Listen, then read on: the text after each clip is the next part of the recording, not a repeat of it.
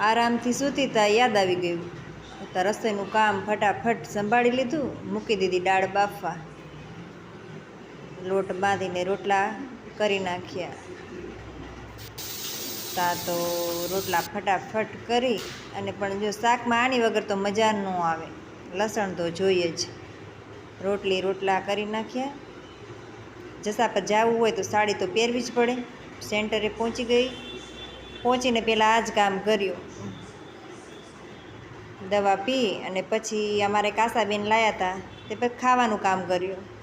અને ગામમાં ગયા તો અમારા જો આ ગરબી, જય માતાજી અને એનું ડેકોરેટ પણ લેવા ગયા હતા. આ વસ્તુ ચોકલેટ લીધી અને આવીને કર્યો નાસ્તો તો કર્યો પણ પાણી તો પીધું આનું જ.